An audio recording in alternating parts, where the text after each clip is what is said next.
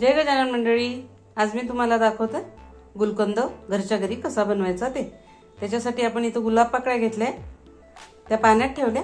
5-10 minute अशा पाण्यात ठेवूयात त्या, म्हणजे त्याच्यावर काही बारीक असे किडे वगैरे किंवा कचरा असला तो निघून जाईल।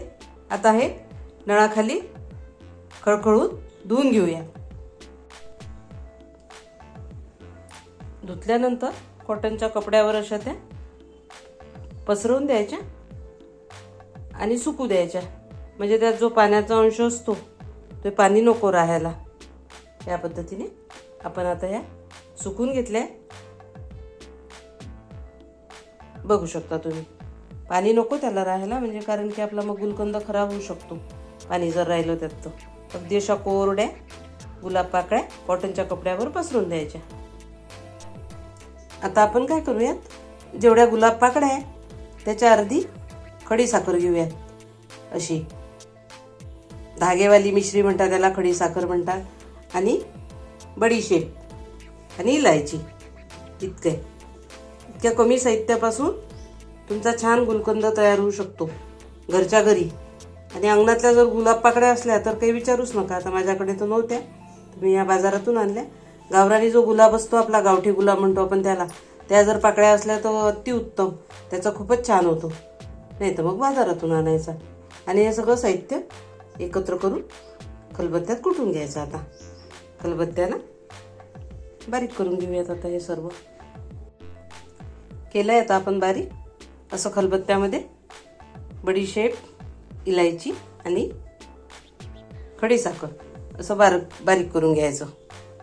आता आपण ते बारीक केलेला जो आहे खडी साखरेचा सोपेचं मिश्रण, ते असं याच्यात टाकून घ्यायचं आहे।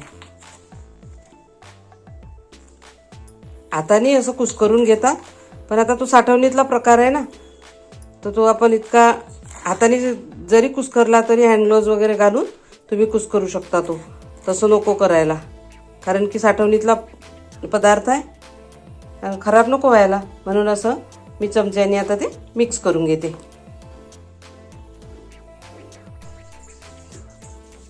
आणि बघू शकता तुम्ही, वेलदोड्याचा सुगंध तर सगळीकडे इतका छान पसरला आहे ना।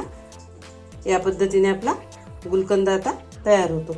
याला आता एअरटाईट कंटेनरमध्ये भरायचं आणि 2 ते 3 दिवस जिथे ऊन येईल खिडकीमध्ये वगैरे अशा ठिकाणी ठेवायचा। खूप छान होतो हा घरच्या घरी। बाजारातला महागडा गुलकंद आणण्यापेक्षा तुम्ही अंगणात जर तुमच्या गुलाब असले तर अगदी सोप्या पद्धतीने गुलकंद घरच्या घरीच बनवू शकता तुम्ही। आणि जळजळ होते, आपल्याला ॲसिडिटी वाढते, औषधी पण आहे ना हा, त्यामुळे तुम्ही अवश्य बनवा। आता आपण हा कंटेनरमध्ये भरूया एअरटाईट। तुम्ही असा नक्की गुलकंद करून बघा आणि कसा झाला तर मला सांगा। आवडली रेसिपी तर कमेंट करा, लाईक करा, सबस्क्राईब केलं नसेल तर सबस्क्राईब करा। नक्की करून पहा घरच्या घरी अगदी साध्या सोप्या पद्धतीने गुलकंद कसा बनवायचा ते।